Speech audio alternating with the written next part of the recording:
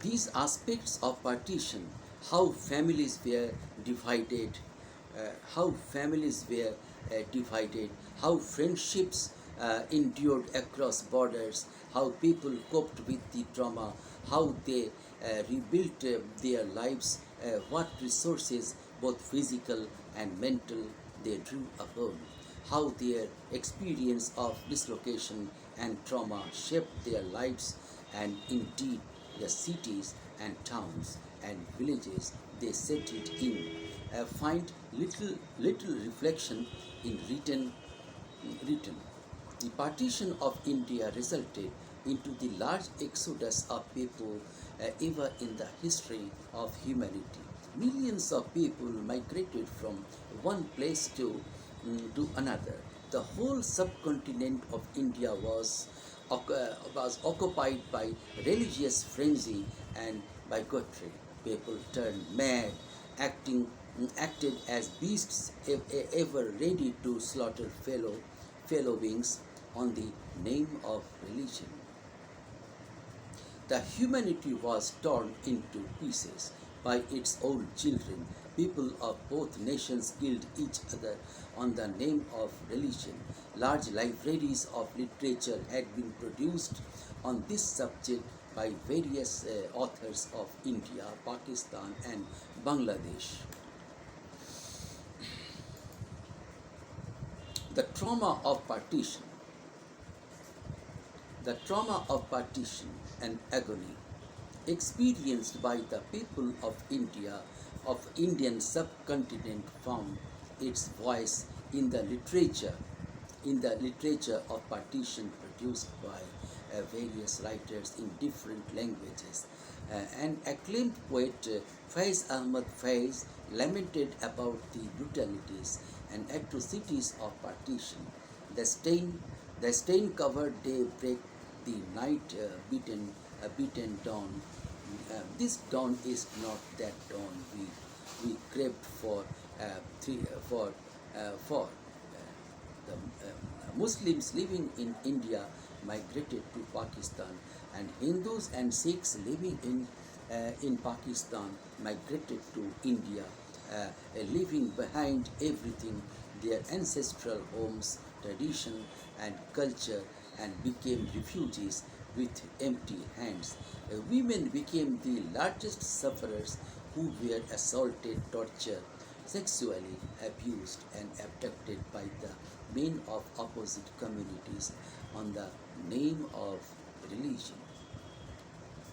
The tragedy of partition gave rise to a new literary genre called partition literature.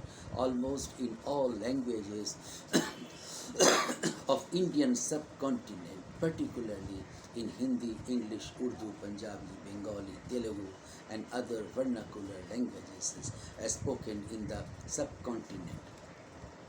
The common element in all these literatures is pathos, and common themes of these literary giants were violence, brutality, communal riots, bigotry, arson, exploitation, abduction, rape, murder, etc. The writers of the partition literature presented the disastrous situations of partition in different ways as the historians depicted. Their literary works embodies the human sufferings, agony, and trauma of partition. Writers such as Krishna Chandra, Rajinder Singh Bedi, Amrita Pritam, K.S. Duggal, Sadat Hassan Manto, Nanak Singh, Asmat Chugtai, and others have referred their writings on the subjects of partition. In English, Salman Rushdie's Midnight's Children, Khushwant Singh's Train to Pakistan, K.A. Abbas' Inqilab, Babsi Sidwa's Ice Candy,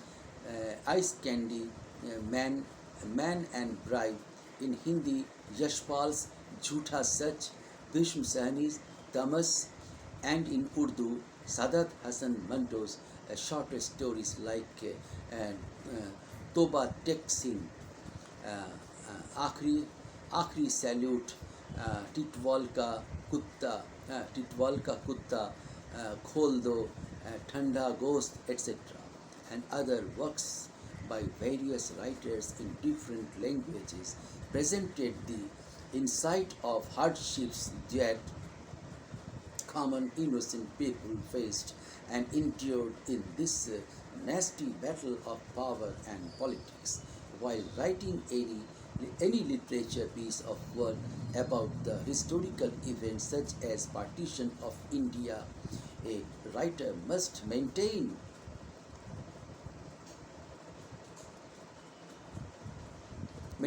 isolation from historical facts and keep away himself from historical perspectives to provide a realistic picture of society and issues related to it at that time. By isolating himself from historical facts, a writer will provide an amalgam of human emotions, fantasies, hope, ups and downs with a message to the world.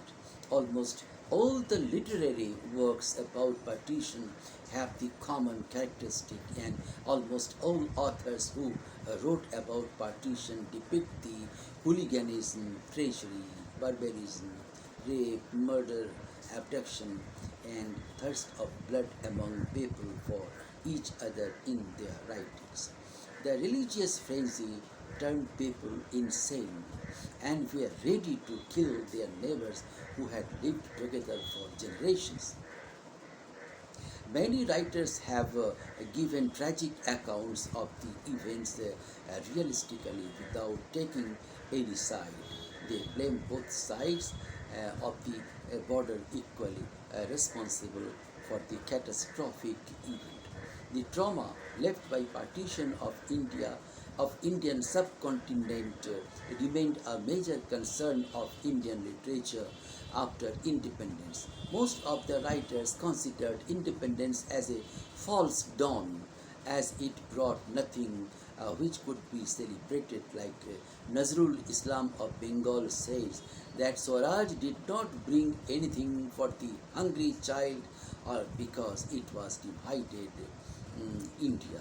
Other poets of different languages like Telugu, Gujarati, and Kannada all expressed the same feelings. Whole subcontinent was affected by the communal Holocaust and is still fresh in the minds of people.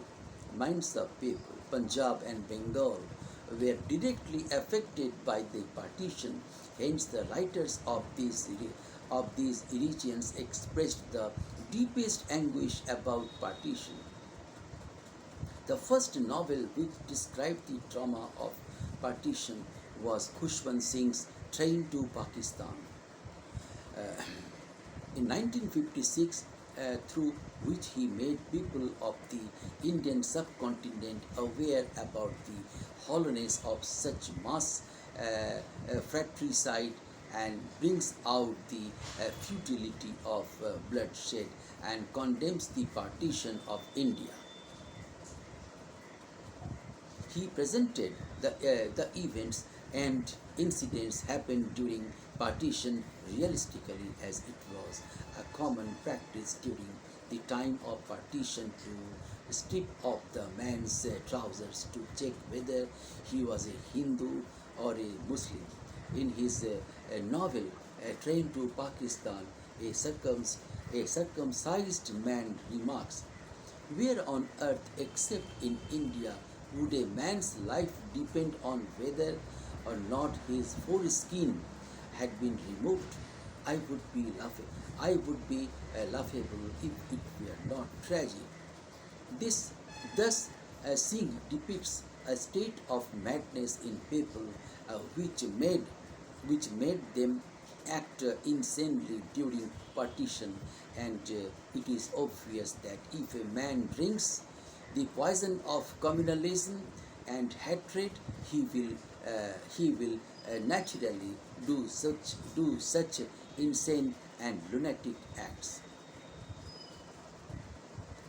In this novel of the plot of the story revolves around the village of Mano Majra, located on the banks of river Satluj near Indo-Pak border. All the communities of Hindu, Muslim and Sikh lived there with peace and harmony for centuries. The activities of the village were dependent on trains. From morning to evening, there was hustle and bustle of trains. One day, a train arrived from Pakistan carrying dead bodies of Hindus. This created distress and restlessness among people in the village. People barricaded their doors. Many stayed up all night talking in whispers. Everyone felt his neighbor's had his neighbor's hand against him and thought of finding friends and allies. At that time, Jagga, a local goon, was in prison, which was which was in who was in deep love with Nuran. They had a child, and Nuran did not want to go to refugee camp in Pakistan, as her son would not be accepted there due to his Sikh lineage.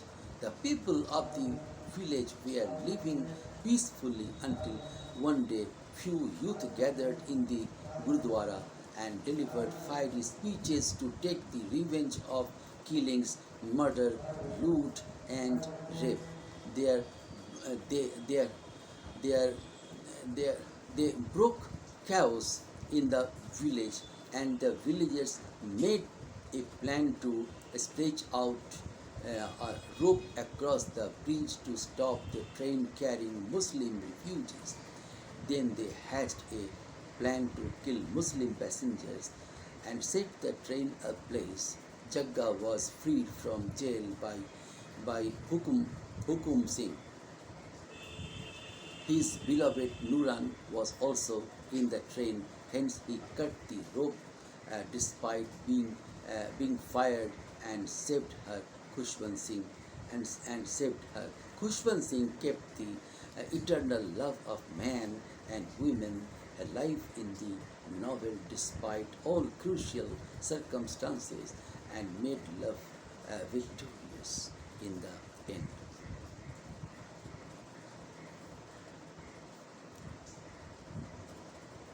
Another story based on the theme of brutalities of partition is Babsi Sidwa's Ice Candy Man.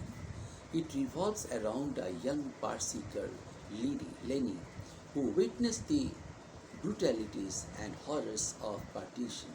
A maid Shanta worked in this Parsi girl's house and was wooed by a string of lovers, among them Maswell and Dilnawaz, Ice Candy Man, were in competition with each other in winning her favors.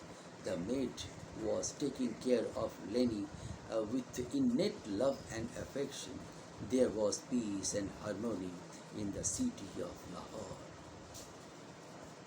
People were living peacefully and affectionately until the news of partition breaks. All the peace and harmony was shattered. The Ice Candy Man killed the Monsieur out of sheer hatred and jealousy. Then one day a train came from India with the dead bodies and sacks full of breasts.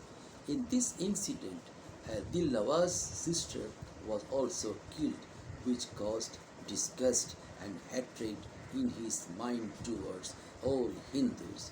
He joined the rioters and took part in barbaric and violent events.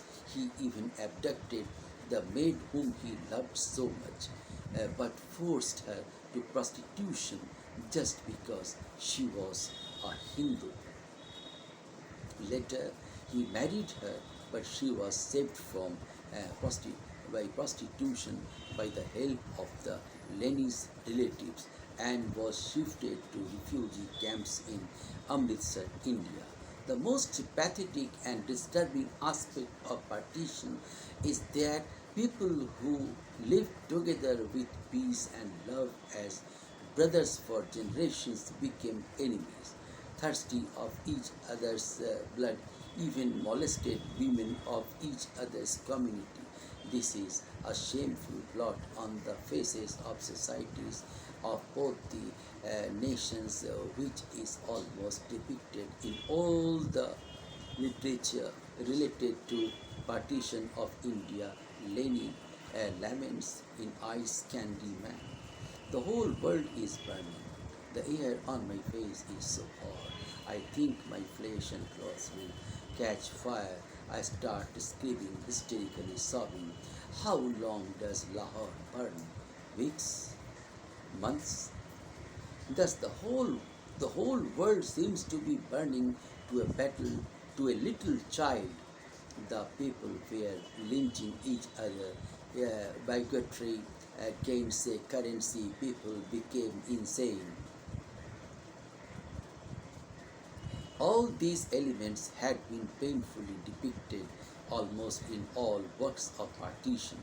Dilnawaz, the Ice Candy Man, became mad when he came to know that his sister was murdered and started to take revenge on all Hindus. He says, I want to kill someone for each of the breasts cut off from the Muslim women.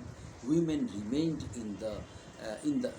the worst sufferers of partition. They suffered all sorts of humiliation, violence, torture, and barbarism. They were abducted, molested, raped, and killed. Mutilated breasts of women came in trades. The easiest way of taking revenge to opposite community was to dishonor their women, and they were victimized largely. They could not even go their original homes as they lost their purity.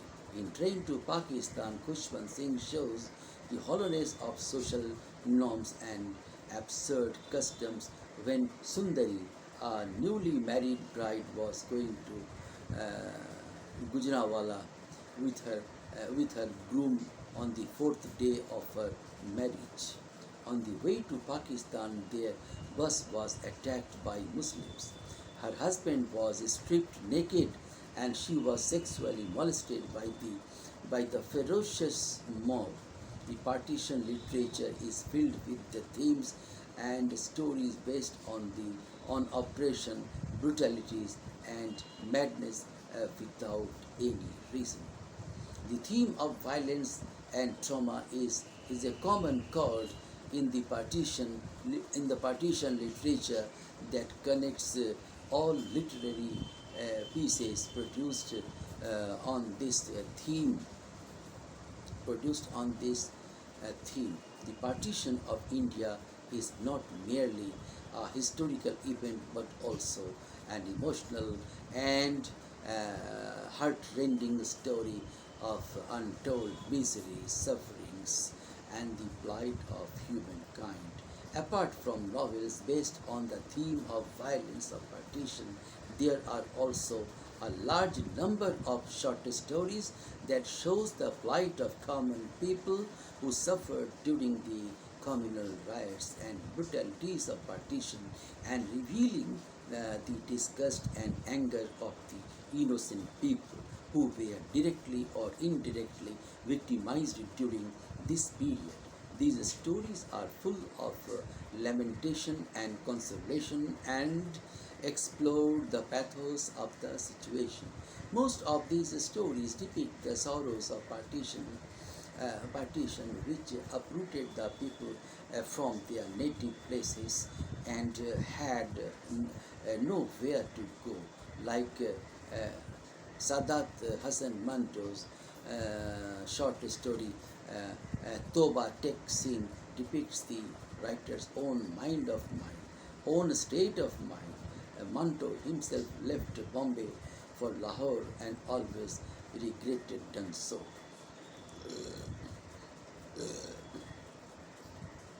Bishan Singh, a lunatic in the story, wants to be neither in Pakistan nor in India, but in the village Toba Tek Singh to which he belongs.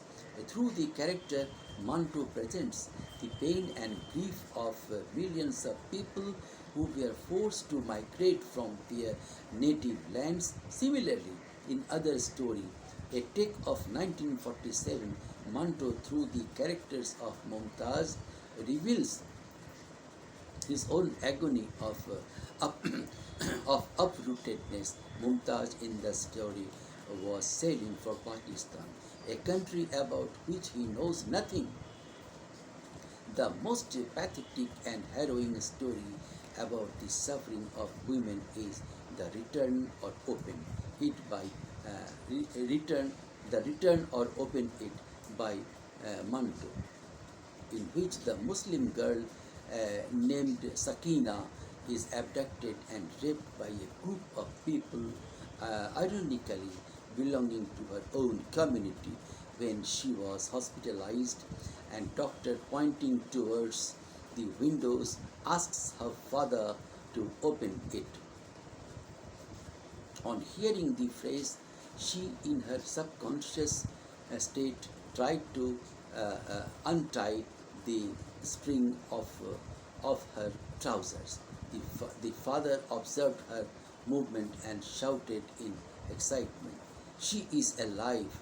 My daughter is alive!" Stories about men who were victimized during partition and were physically abused and mutilated are quite painful and nauseating. These heart-rending stories filled the eyes of readers with tears, and the readers felt sorry for the inhuman society of that time. Kartar Singh Duggal's Kusum is a story of helpless girl that brings out a moment of horror. The story tells the tale of a Muslim girl who was raped by an old Sikh for failing to oblige his young guest sexually. She was first raped by the old Sikh and then by his guest schoolmaster Kulsum. Repeatedly plead to the schoolmaster, marry me, marry me first, I beg of you. I shall repay you for your kindness. Her repeated requests add more pathos to the story. Along both the communities, Hindus and Muslims, many people accepted conversation to the other's faith to save their lives during partition. In Bhishma Shahni's Pali, a host Hindu child was founded and adopted by Muslim couple, circumcised and given a Muslim name Altaf. After some years, the boy was discovered by his biological parents, who took him back to India, changed his name again from Altaf to Pali, and was rebaptized as a Hindu after the Muslim ceremony. Though this situation seems comic, but is heart-touching too. The selfish society cares about the rituals and customs of religion and not about the feelings and emotions of the boy, which were injured badly. He was in utter bewilderment. Whom will he accept, his biological parents or foster parents? Bishan Sahni's story brings out the tragic irony and ruthless irrationality of religious bigotry and its horrible consequences. The sufferer remained an innocent boy whose fate tossed him in different odd situations. The riots were the natural results of partition. A neglected spark during partition turned into huge fires and gutted large cities into its compass. Pushpan Singh ironically presented the genesis of one such riot in a story called The Riot. tension prevailed between the two communities, but the real culprit of the day was the bitch Rani, a Hindu shopkeeper. Ram Javaya throws a stone at her that catches a Muslim crosser. Ramzan, and all the hell broke in the shape of riots.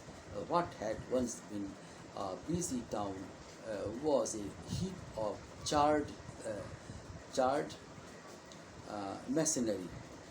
During riots, a man's rationality is hibernated and his savagery comes into life with full vigor and force to destroy humanity. Riots may be caused by the negligible incident or a family situation but are spread and aggravated in an atmosphere of fear and suspicion, sufficient enough for destruction. Many writers were disgusted and disappointed with the violence and horror of partition at that they portrayed the realistic accounts of violence of partition very artistically without talking any any any side and blamed both the communities and nations equally. The most striking example the most striking example of neutrality we find in Krishna Chandra's Peshawar Express, in which the author depicted a well-balanced statistics of the murdered men, women, and children belonging to the both communities. Not only male writers, but female writers laments on the tragedy of partition and showed grief and sorrow towards the victimized people and explored the plight of common people. Atiya Hussein's After the Storm depicts the struggle of women and children in keeping themselves alive in the hell let loose by their men folk. A small, weak, thin, with anxious eyes and a smile on her face, child. Bibi is led to speak about her past. Her childhood years had been robbed from her. She was unable to recall her childhood years, and her mind fails to fill the gap between the refugee camp and her adoption. But we understand from the story, Bibi is an orphan without a soul. Another story, Where is My Mother, by Krishna Shobhti, presents the terror and horrors imprinted on the mind of a little girl. She persistently pleaded and repeatedly requested to the Baluch Yunwa Khan, I want my mother. Where is my mother? Her inconsolable and anguished cry breaks out the agony of the children who suffered during partition. Here it is obvious that in the catastrophe of partition, not only adults suffered, but also children were traumatized and exploited. Not only Indian writers but also Pakistani writers wrote on the theme of partition. Sadat Hasan Manto, Babsi Sidwa, Ashfaq Ahmed Qadri, Ahmed Qadri, Ullah Shahab, Ibn Insha, Aziz Ahmed, and Intizar Hussain are some of those writers who expressed their grief about the violence of partition through their stories. Kudrat Ullah Sahab's story, Ya Khuda, dictates the tale of harrowing misery to which Muslim women were subjected during partition. The little Ya Khuda itself symbolizes the utter helplessness of a human being victimized during partition, when the women folk faced such an inhuman treatment by the hands of men, irrespective of their religion or country. Punjabi suffered most during the catastrophe of partition. So the Punjabi writers in English, Urdu, Hindi, and Punjabi wrote on the theme of partition again and again. Their novels, short stories, and poems dealing with the trauma of partition are found in abundance in Punjabi literature. Punjabi writers Amrita Pritam's Pinjar and her poem Aj Akhan Wari Shah Nu have emotionalized the people of both the sides of the border to extent that even today, when they read the poem, their eyes are filled with tears and weep for what they themselves had done to each other and felt sorry for every incident.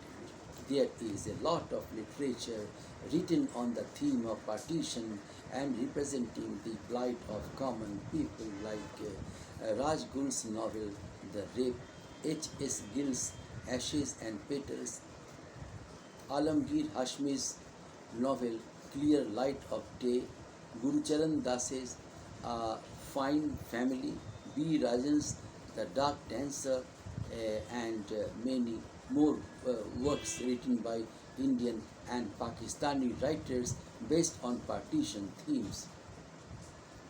Hence, the partition of Indian subcontinent in two nations, on the basis of religion was seen as an inevitable price paid for the freedom of country from the British colonial powers. The partition literature produced by the writers of Indian subcontinent provides us an opportunity to understand how common people during the predicament of partition suffered, especially women were subjected to violence by the men of opposite communities. Children were traumatized and men were brutally killed. Arson, bloodshed, rape, murder, lynching, abduction, etc. were the common happenings during partition, and every artistically and realistically represented by writers of partition literature. Among all the dreadful consequences of partition, there are still certain things for consolation. That is, though the subcontinent was divided into two nations, but the language and literature were not partitioned. The two-nation theory claimed Hindi to be the language of Hindu and Urdu of Muslims. The Hindus who stayed in Pakistan and Muslims who did not migrate from India to Pakistan kept the both languages alive in both countries. The partition failed to destroy the languages of the people. Hence, literature was not partitioned and will never be. The 1947 partition of India set in motion the largest human migration in history, skewering notions of nationality, citizenship, and identity, and further subjecting migrants to shocking violence and exploitation as they became refugees within their previously unified state. The effects of partition were and remain to be ubiquitous, resulting in a vast overhaul of society from the realms of high politics to the grassroots community. The Radcliffe Line, implemented under British colonial authority, created two new independent sovereign nations with membership of the British Commonwealth.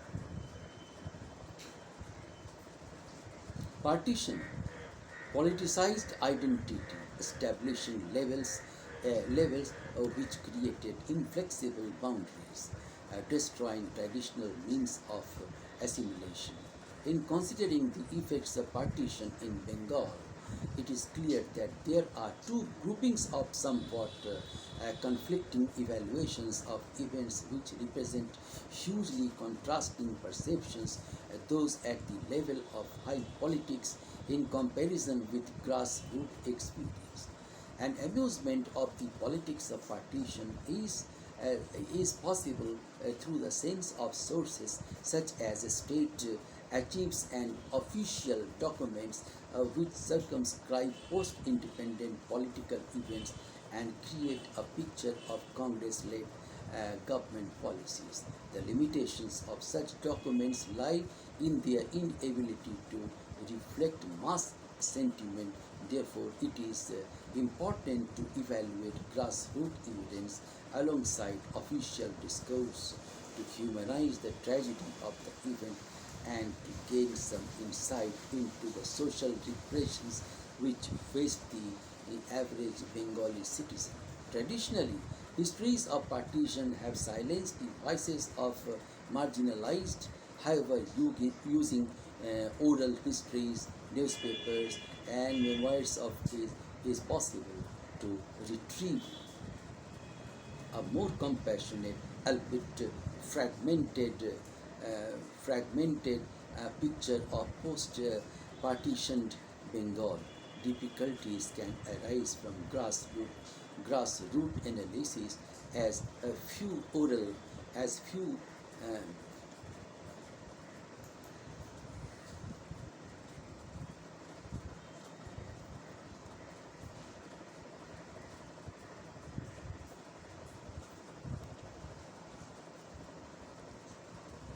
have been conducted in the area and those that have remained problematic and selective.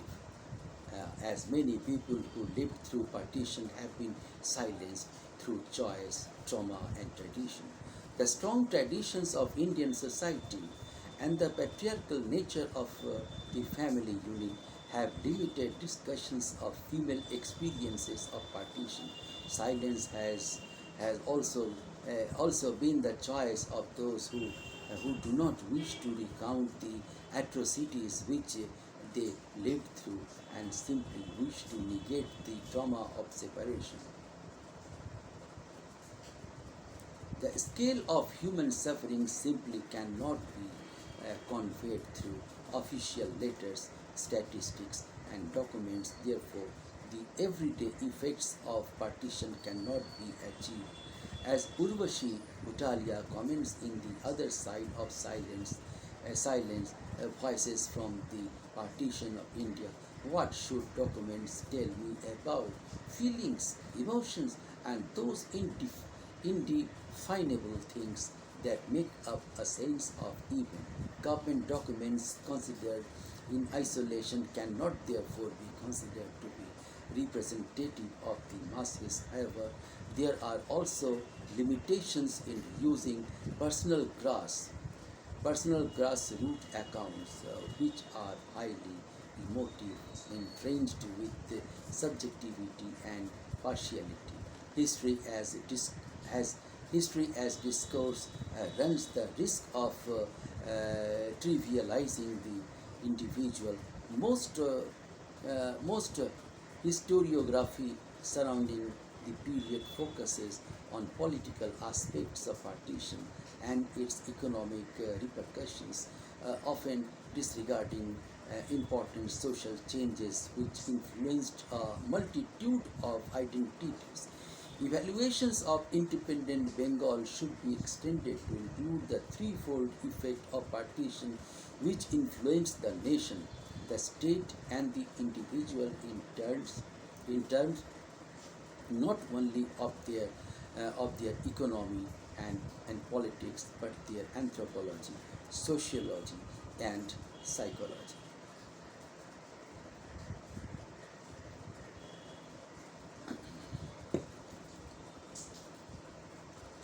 Notions of identity and refugee agency is revealed here whilst considering whether 1947 ought to be considered a turning point in identity formation.